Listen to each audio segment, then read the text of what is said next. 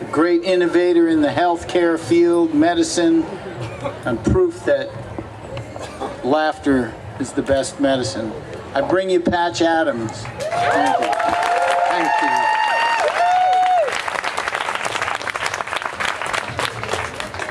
Thank you. I like to tell my audiences before I start to speak that I answer all my mail. I write letters. I write 400 to 600 letters a month, longhand.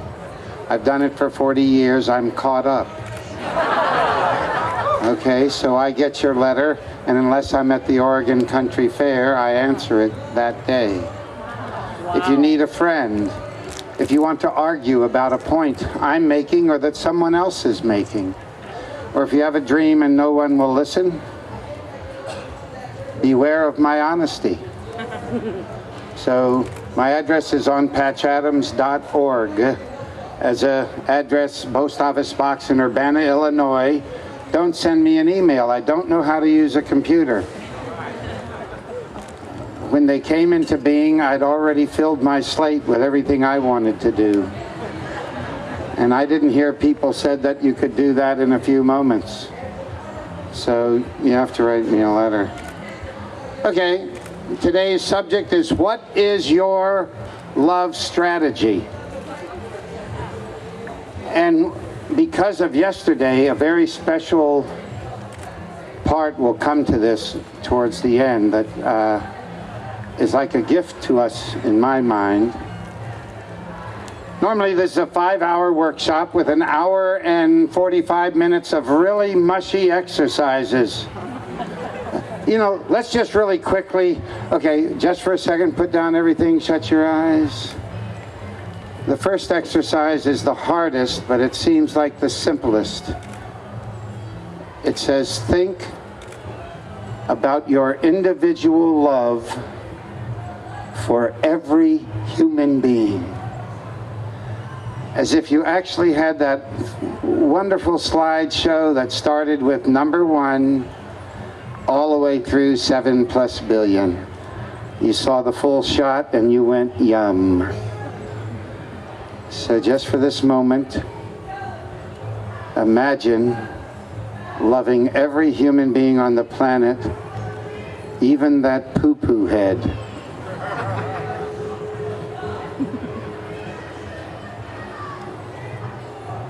Okay, I'm not really going to give you the time that I do in the workshop. Why don't you just stand for a moment? Can you get up? If you're not, you know, grab somebody on the floor.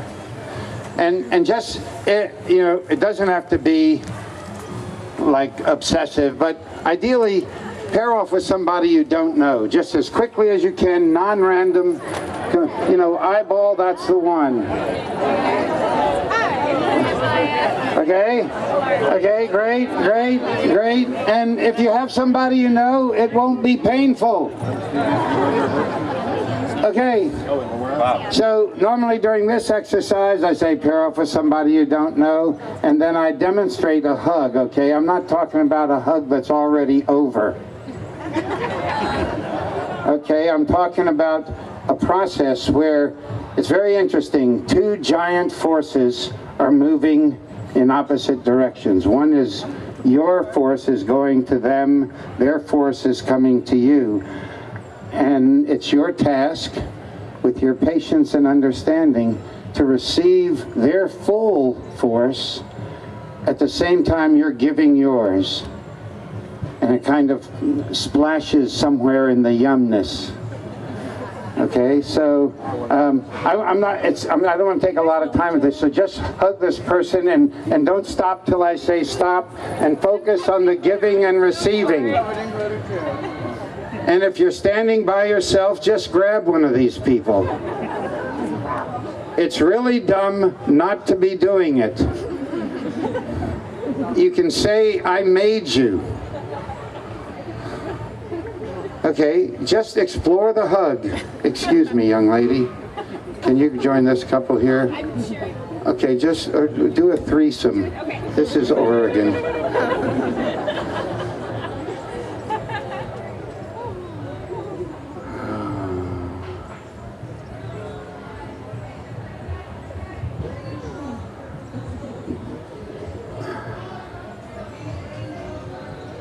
You don't even want to do a hug if there's a portion that's going, I wonder when this is over. It's always supposed to be a bummer when it's over. No one's listening to you. Okay, great. Oh, and if we only had time, but I have to rush through this, and I'd rather... I'll just tell you the other exercises, the third exercise, and go ahead and sit down. I tell you to pair off with somebody you don't know and decide who goes first, and then you take the person's... I'll demonstrate on this gentleman here. You take the person's head in your hands like this.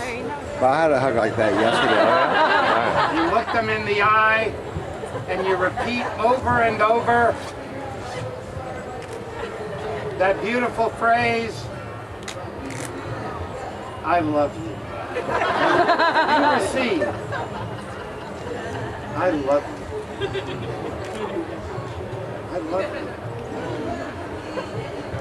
I love you. And you do that for at least 5 minutes to get practice, you understand, and then you switch. In high schools, it's almost impossible for them to do it. And then the, you know, kissy, huggy, yum, yum, yeah.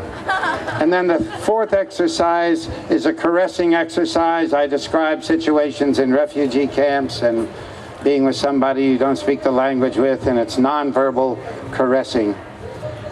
And then the last is talking to a listener about how love is in your life.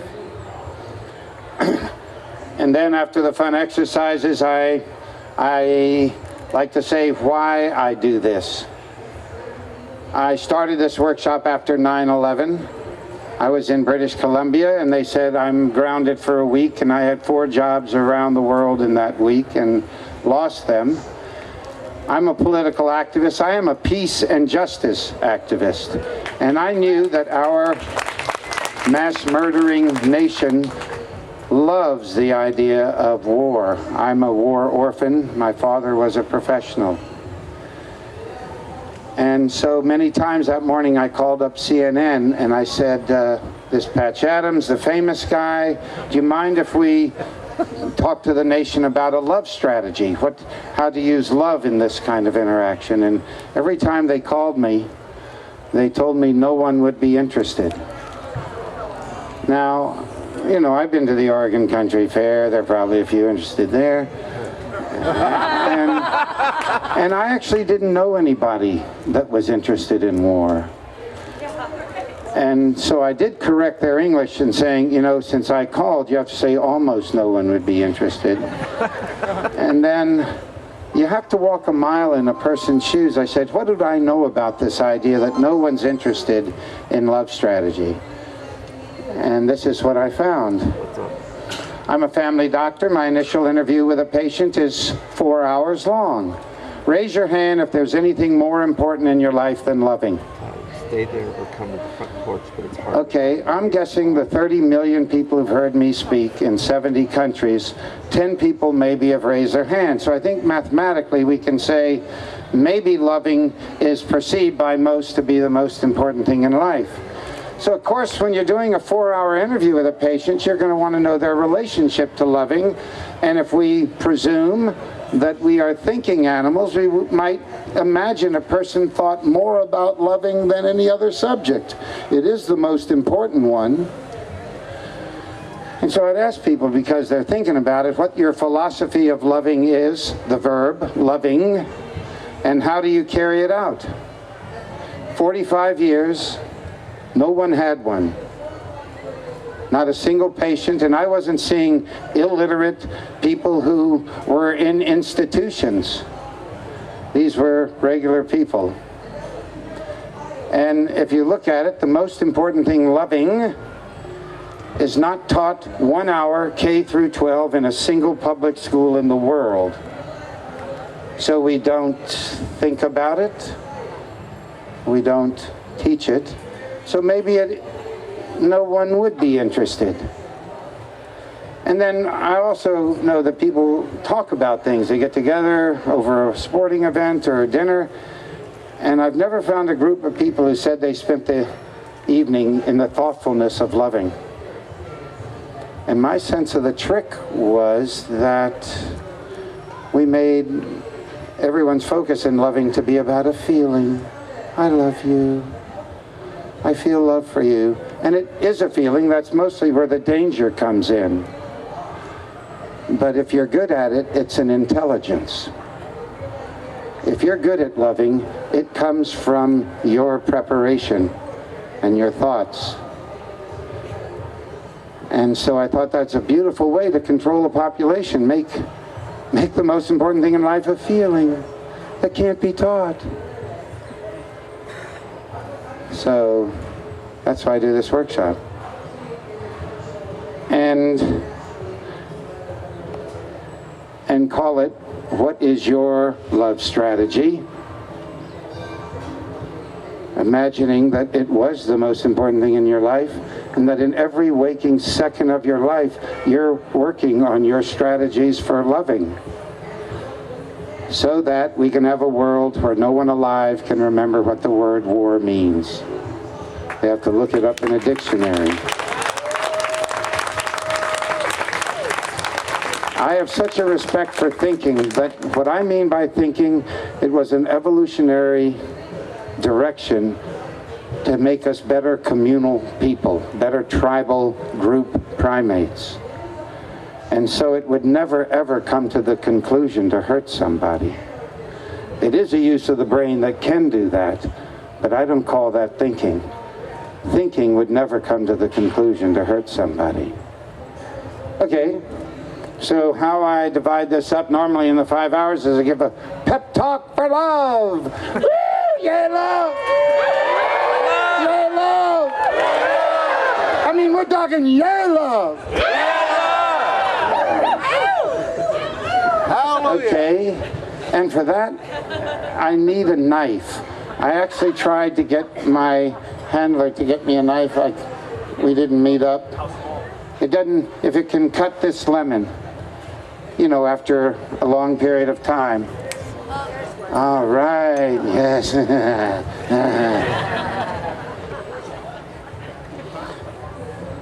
The bigness of love, so big that even though we don't think about it or teach it or talk about it, it's still the most important thing in life. Unbelievable. Okay, and so I want to introduce the bigness by showing you this lemon.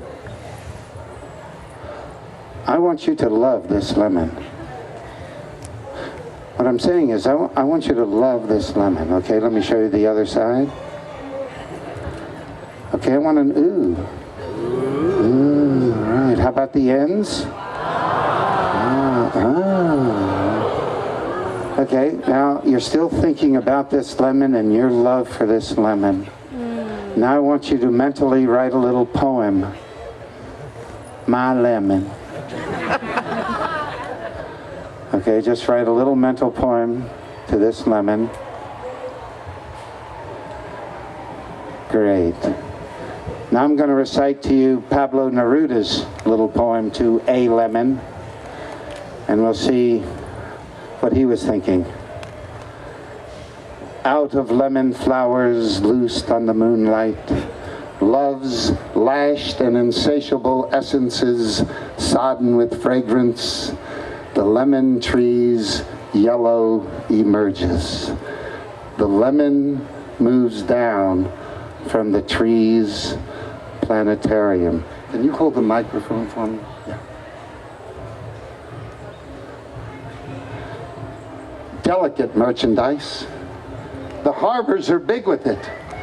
Bazaars for the light and the barbarous gold. We open the halves of a miracle, and the clotting of acids brims into the starry divisions. Creation's original juices, irreducible, changeless, alive. So the freshness lives on in the lemon, in the sweet-smelling house of the rind, in proportions arcane and acerb.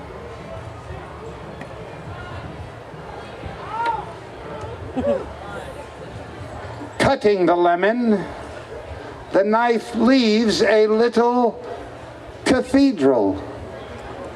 All coves unguessed by the eye that open acidulous glass to the light.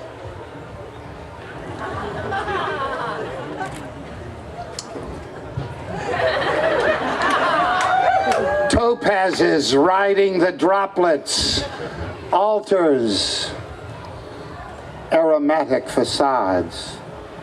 So while the hand holds the cut of a lemon, half a world on a trencher, the gold of the universe wells to your touch, a cup yellow with miracles, a breast and a nipple perfuming the earth, a flashing made fruitage, the diminutive fire of a planet. Is that what you were thinking?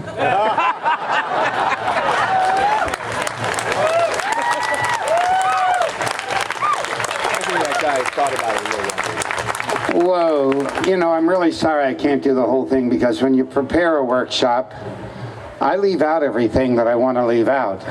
And I get it down to something, because if there's one heartache I feel as a physician, and it has been my life for the last 50 years, is to hear the hurt of human beings. You hear me, I answer all my mail. I return my phone calls. I hear a huge amount of pain, and none of it would be there if they knew love. Not as a subject, but a holy shit, what is that force in my head? Pardon me. Okay, so bigness of love. Normally here I do lots of fun things with 7 things I love. I'm going to go through them really quickly. You know, for me, I'll tell you, because people ask the question, never in my life have I thought about God. I didn't get it growing up, and it didn't make any sense when I became an adult. But when I heard a really faithful people speak about their God, I heard them use a language I use for friend. So in that metaphor, my God is friend. I love people. You know, I did 4-hour interviews for free for me.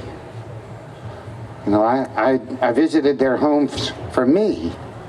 I'm here talking to you for me. I love you. I love people. I cannot conceive of the concept of being lonely. I don't know what that feels like, except as I've seen it in many thousands of people. I love friends, make friends. In the exercises that we do in the workshop, there's friendship stuff. Okay, next thing I love, ooh, there's a big umbrella of everything, and that's called I love life. Duh. I mean, I know you hear me say it, if you have food and a friend, what are you bitching about? Can you actually live that way for a year? You know, just go, yeah, food, got a friend. I don't need anything. It's a big freedom, okay? The love of life. I mean, if you love literature like I do, there's a non-stop ocean of it. Soon my 36,000 volume library will go up online. You'll be able to see what I drool over. And the third thing that I love is, it won't surprise you, is I love nature. When I grew up, I was very uncomfortable growing up in a man's world. I was not an athlete. I'm 6'4". I never played a game of basketball. Sports look like another way for men to hurt each other. And I didn't get the winning thing. What did we give a crap about winning? If it wasn't fun, what was winning? And the bully thing I didn't get either. So, yeah, I went out in nature. And as a science nerd, I read books on, I love long books about really small parts of nature. And then thank you for coming. You all are in for a treat beyond belief in a moment, okay? But just, I'm so glad. Thank you for making the way. Yes, thank you. Okay, so I also, number 4 is the arts. I'm seduced by all of the arts. I don't know how a person doesn't have at least one painting that they look at and no problems are that big. Or a piece of music. Or that they can dance a few dances and it's not the proper use of arts. Your arts and nature, your friends, your God, life can eliminate your suffering. It's really blah to your suffering. Have friends. Number 5 on my list is I love thinking. Thinking says there are solutions. It's such a unbelievable gift that the brain gives to us that we can put huge numbers of things in and come out with something really fresh. And the 6th thing I love is care, and you'll see that momentarily. But I love to care. I want to live in my hospital because I don't want time off. If somebody is hurting, I want to be there. I'm good. I like to be at hurting. Not because I'm a sick, crazy person. That's also true. But I love, I've been at 10,000 deathbeds as a clown. I've seen a huge amount of suffering. And I feel so privileged to be there with love, with fun, as co-partners. And number 7. Wow, we already got there. That was really quick. 7 is where love is often sequestered in our society around romance. And so I wanted to make sure I'm an absolute crazed romantic. Someone looked at all 3.5 billion women and found the perfect person for me. And last March, after 19 years living 1,000 miles apart, we moved in with each other. So since you saw me last, Yeah. I'm getting a lot of yum-yum.